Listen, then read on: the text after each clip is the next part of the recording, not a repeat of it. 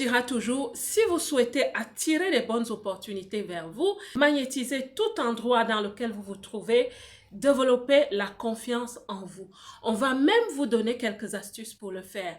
Mais dans cette vidéo, je vais vous parler d'un secret, de quelque chose de capital. C'est un secret de coach pour vous aider à comprendre ce qu'est de développer la confiance en soi, à développer une confiance en soi qui sera enracinée en vous. Vous qui avez du mal à prendre la parole en public, vous qui avez du mal à convaincre dans le cadre d'une négociation commerciale ou même à tenir une conversation avec des amis. Quand on dit confiance en soi, on parle de soi. J'ai ce verre en main.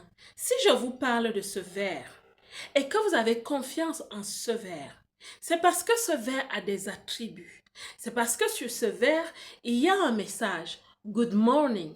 Quand vous le prenez le matin, vous comprenez que c'est le verre sur lequel est écrit Good morning. C'est sa différenciation. Il est blanc. Il est blanc cassé.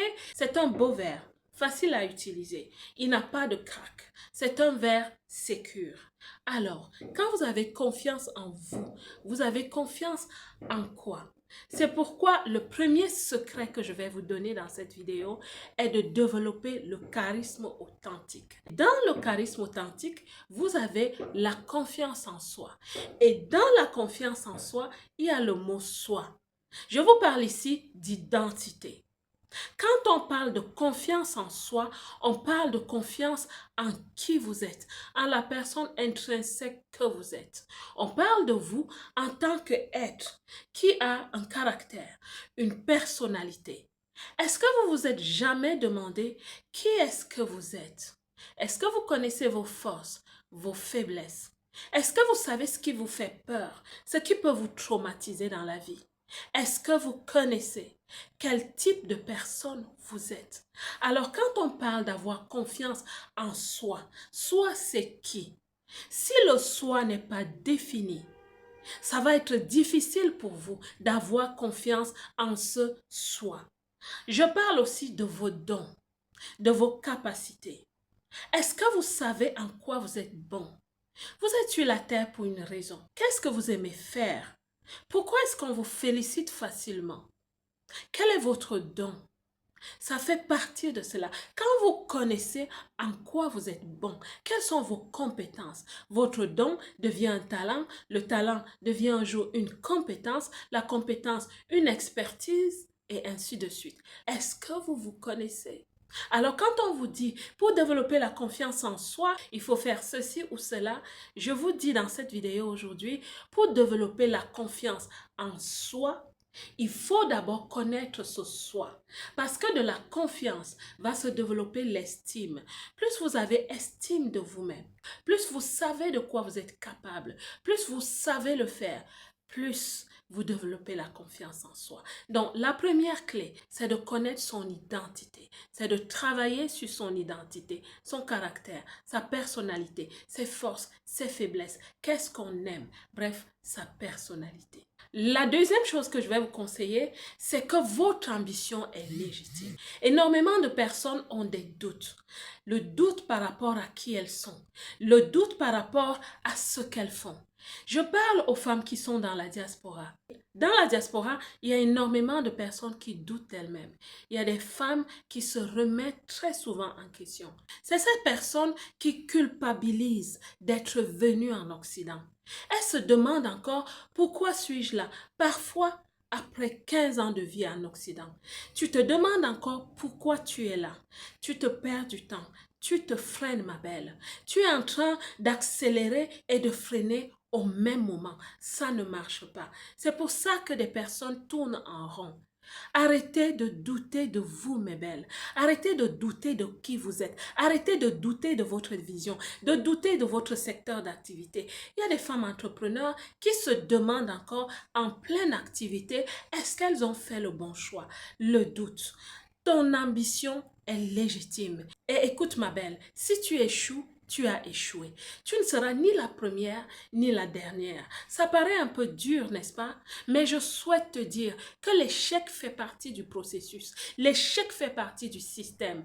Quand tu as échoué, tu comprends au moins qu'il y a un chemin que tu ne peux plus parcourir. Alors ma belle, n'hésite plus. Ne doute plus de toi. Ne doute plus de la personne que tu es. Parfois, il y a des personnes qui vous ont dit que vous êtes une erreur. Et vous avez pris cette étiquette et collé sur votre front. Vous vivez ainsi comme une erreur et vous faites beaucoup d'erreurs dans tout ce que vous faites. Cela vous amène à culpabiliser un peu plus parce que vous avez un état d'esprit qui vous culpabilise déjà. Votre ambition est légitime et si vous faites des erreurs, mes belles, vous rebondissez et vous continuez la vie. Donc arrêtez de douter de vous parce que ça ne va pas vous aider à développer la confiance en vous. La troisième chose que je souhaite vous dire, mes belles, c'est de valoriser votre vécu. Énormément de femmes dans la diaspora pensent qu'elles n'ont rien à présenter, parce qu'elles n'ont pas fait de grandes études. Ma belle, tu as un vécu. Ne néglige pas ton vécu, parce que dans ton vécu, il y a des compétences. Ton vécu est une histoire faite de beaucoup d'expériences. Et ce que certains ne savent pas faire, c'est de partir de leurs expériences pour répertorier des compétences. Vous n'avez pas un CV comme on le veut parfois, mais dans votre vécu se trouvent des compétences, parfois même des expertises. Il y a des femmes qui me disent, quand j'étais au pays, tout ce que je faisais, c'était d'aller au champ. Est-ce que vous imaginez ce que c'est? De comprendre l'activité. Vous parlez simplement d'aller au champ. Mais il y a des personnes qui parlent d'agriculture. Et l'agriculture est une thématique, c'est un module dans de grandes universités. Il faut savoir répertorier ses compétences à la base de son vécu. C'est pour ça qu'il faut aller chez les conseillers d'orientation, leur expliquer ce que vous avez fait dans la vie. Ces personnes vous aideront à élaborer un curriculum vitae qui va vous étonner. Ne négligez plus votre vécu. Votre vécu, c'est votre territoire, c'est votre champ, d'où poussent de belles choses. Il n'y a que vous qui ne le savez pas. Et c'est pour cela que vous continuez à être dans le déni de vous-même, à fonctionner avec un manque drastique de confiance en vous-même, mes belles. Ça m'amène à la quatrième chose que je souhaite partager avec vous. Mes belles, embrassez vos imperfections. Nous sommes tous des êtres humains. Toute personne que vous voyez, ces personnalités publiques, ces élites, ces personnes ont des faiblesses. Mais elles ont compris qu'on fait avec ces faiblesses. On travaille sur ses forces, on jugule ses faiblesses et on avance. Embrassez vos imperfections. Je vois des femmes parfois, vous les voyez, elles sont toujours en train de cacher une partie de leur corps parce qu'elles ont peur qu'on la voie. Ce que tu dois travailler, c'est la confiance en toi. C'est de se dire, oui, j'ai mes faiblesses, je travaille dessus, mais j'ai aussi mes forces. Capitalise sur tes forces. Afin de capitaliser sur tes forces, on ne verra même pas tes faiblesses. Parfois, c'est toi qui connais tes faiblesses. Nous ne les connaissons pas, à moins que tu ne nous les montres par ton attitude. Parce que de ton attitude, on verra que tu manques de confiance en toi, que tu n'es pas une personne affirmée. Tu doutes de toi, on va douter de toi. Donc ma belle, embrasse tes imperfections. Nous en avons toutes. Alors, la cinquième chose avec laquelle je vais te laisser, c'est ma belle. Cherche la connaissance. Apprends. Tu sais, une femme, quand elle ne maîtrise pas une recette, elle va l'essayer encore et encore et encore jusqu'à maîtriser son art dans le confort de sa cuisine.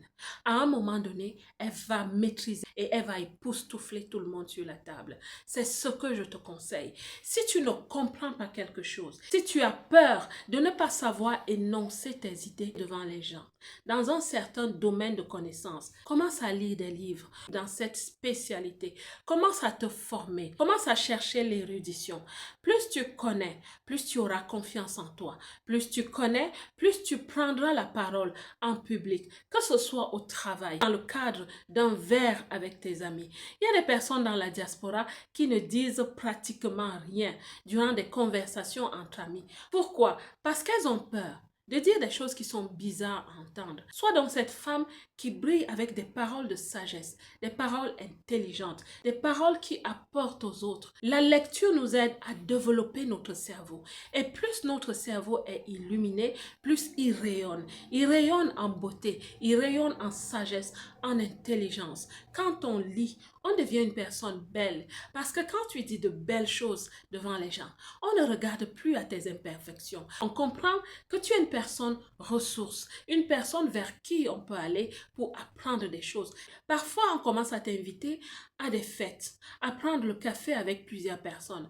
Et plus on t'invite, plus tu développes la confiance en toi. C'est parti du fait que tu commences un jour à lire un livre, une page à la fois.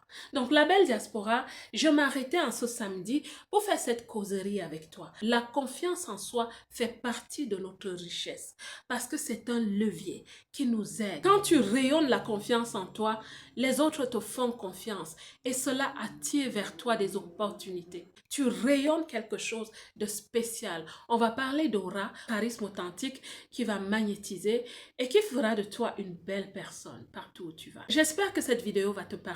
J'espère surtout que tu vas retenir que la confiance en soi commence par le travail de son identité parce que c'est en soi qu'on a confiance. Que Dieu te bénisse et comme d'habitude, moi, je vous aime.